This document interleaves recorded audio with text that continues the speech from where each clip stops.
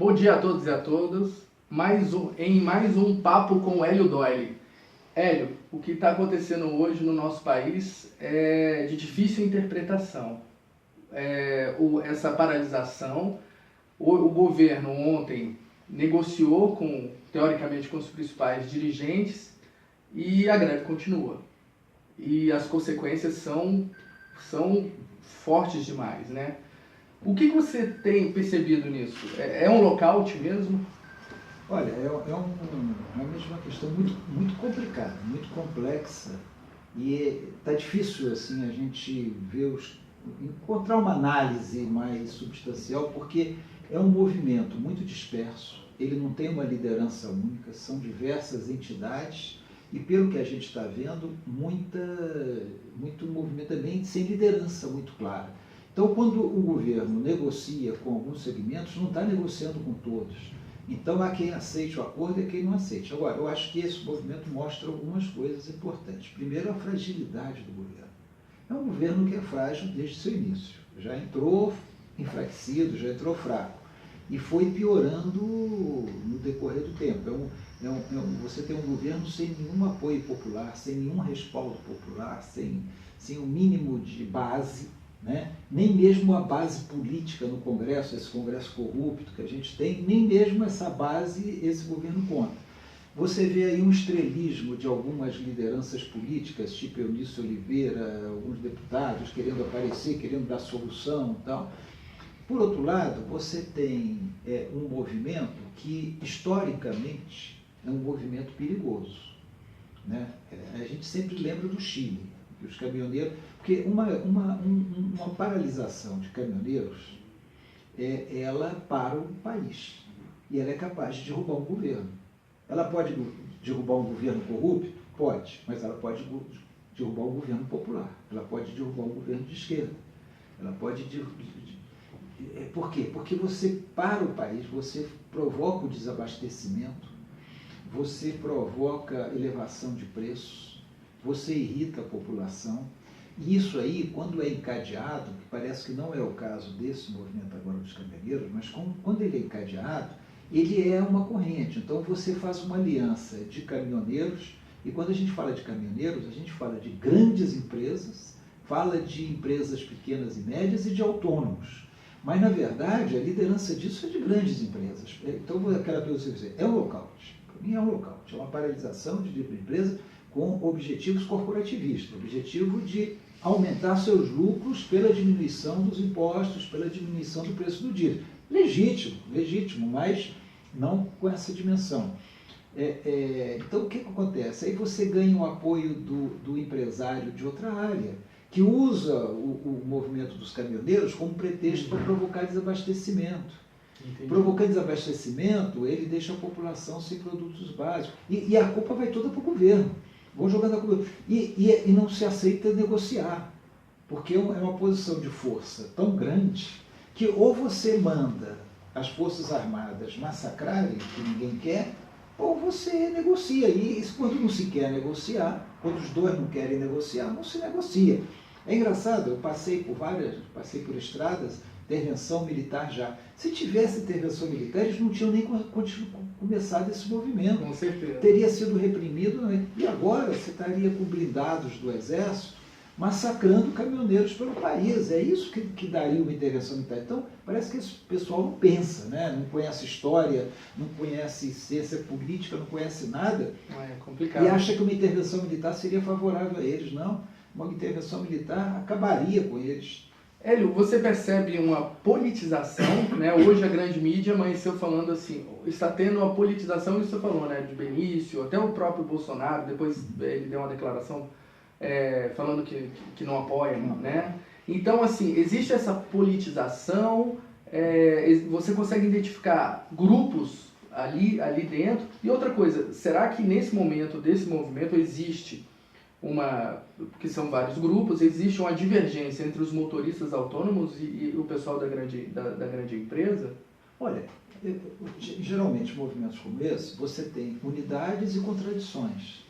Então você tem uma unidade de propósito de todos eles, mas é óbvio que você tem contradições entre um caminhoneiro autônomo e uma grande empresa do setor. Não é aquela coisa única.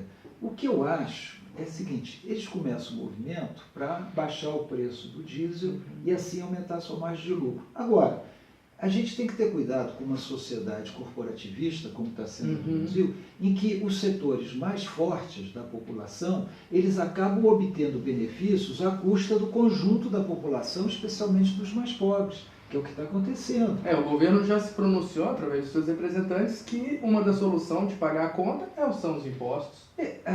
Quando até eu vi uma coisa engraçada no rádio agora, o Tesouro vai arcar com esse... Aí o cara fala assim, eu adoro quando me chamam de Tesouro. Né? É assim, porque na verdade somos nós que vamos arcar. O Tesouro é uma coisa que depende do quê? Do dinheiro que nós pagamos de imposto. Mas todos, os brasileiros todos. Então você vai beneficiar um setor da sociedade que é forte, que consegue paralisar o país e prejudicar todo o resto. Está errado. Essa discussão não poderia ser feita desse jeito, mas isso é a fragilidade do governo, é esse Congresso inoperante que hoje está fazendo uma reunião, uma comissão geral para discutir o assunto 9 dias depois. Enquanto isso, o presidente do Senado foi de jatinho da FAB, gastando combustível para o Ceará, para ficar um dia no Ceará. Ela deve estar lá, como o pessoal está dizendo, tomando água de coco. Né? Então, o absurdo é total e a solução é dada. Mal dada. Agora, eu acho que tem uma outra coisa, Alisson, que é a esquerda, um fetiche que a esquerda tem com greve, paralisação. Setores da esquerda acham que qualquer greve, qualquer paralisação é positivo. Eu estou vendo ali o Estado e a Revolução do Lênin, acho que deviam ler mais Lênin. Sabe, a esquerda devia ler mais Lênin, ler mais os clássicos, para entender que não é toda greve, que não é toda paralisação que tem que ser apoiada, que tem que ser... uma coisa é a greve geral revolucionária, no momento pré-revolucionário, para fazer a revolução, para mudar o status quo, uma greve para derrubar o governo. Né?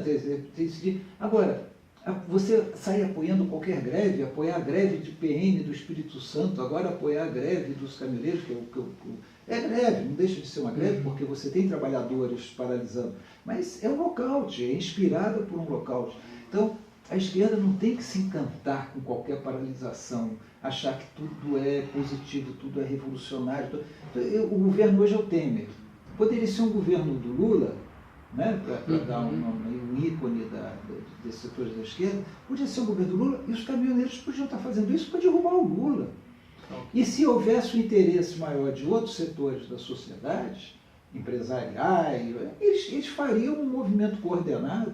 Então, tem que ter muito cuidado com esse tipo de coisa. Eu espero, sinceramente, pelo bem da população, de todos nós, porque, afinal de contas, o desabastecimento está chegando, né? Assim, não é uma coisa distante, já chegou. Né?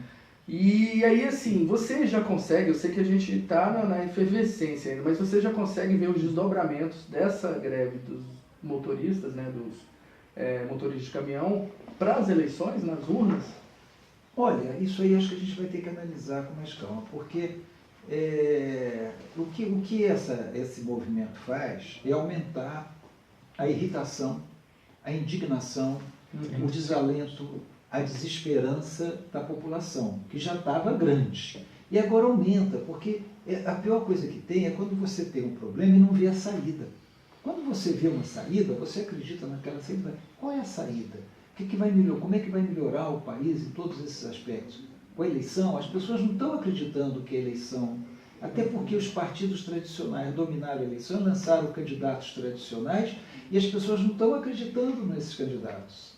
Né? Eles não estão acreditando nessas pessoas. Então, acho que esse é um reflexo muito ruim, esse desalento, essa indignação. A indignação, ela tem que levar a alguma coisa positiva. A indignação pela indignação, eu posso ficar indignado, raivoso, posso até ter um câncer por causa disso, não vai adiantar nada. Não, e é o que muitas pessoas têm feito, né? Eu tenho evitado bater boca em WhatsApp, né? Porque justamente não é pelo WhatsApp que a gente vai fazer a transformação, não, né? Não é mesmo. É pelo contrário, é pela busca da humanização.